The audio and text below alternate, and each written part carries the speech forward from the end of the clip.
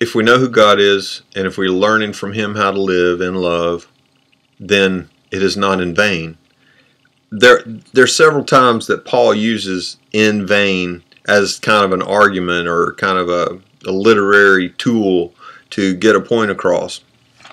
One time he says in 2 Corinthians 6 verse 1, he says, "We appeal to you not to receive the grace of God in vain."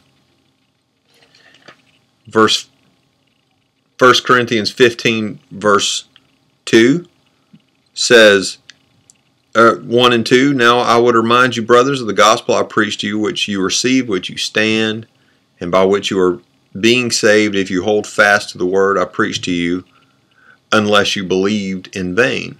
So, what is it about vanity and this? It's kind of associated with our first passage in 1 Corinthians 10. Did the children of Israel get saved by God from slavery in vain? Did they wander through the desert, led by God, fed by God in vain?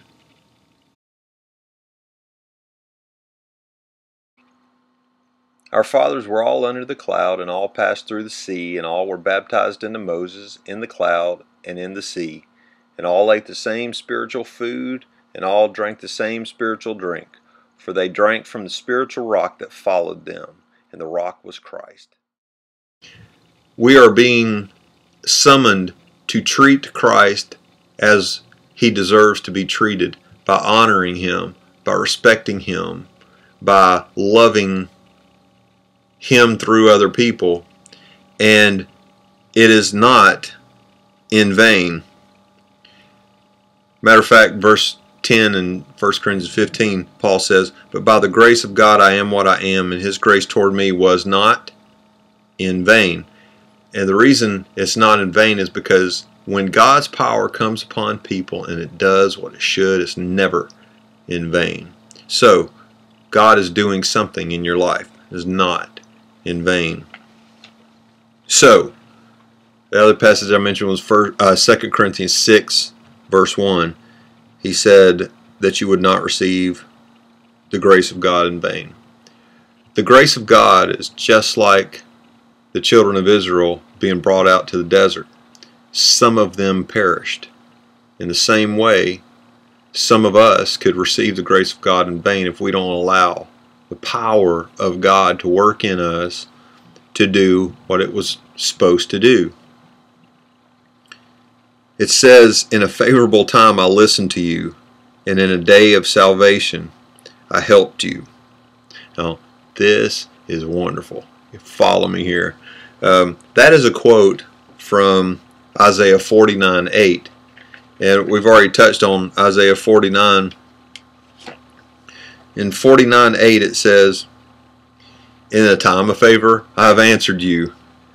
In a day of salvation I have helped you. I will keep you and give you as a covenant to the people." That's that covenant man once again.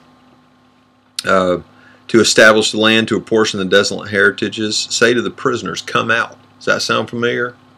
When Jesus was standing in the temple, when he was young man, about to enter his ministry, he stood up and read this passage, in a similar passage from Isaiah 61 about setting the prisoners free. He said to the prisoners, "Come out. To those who are in darkness, appear." Like, come into the light, be free. "And they shall feed along the way, on their bare heights shall be their pasture. They shall not hunger or thirst, neither scorching wind nor sun shall strike them. For he who has pity on them will lead them, and by springs of water will guide them." Does this sound familiar?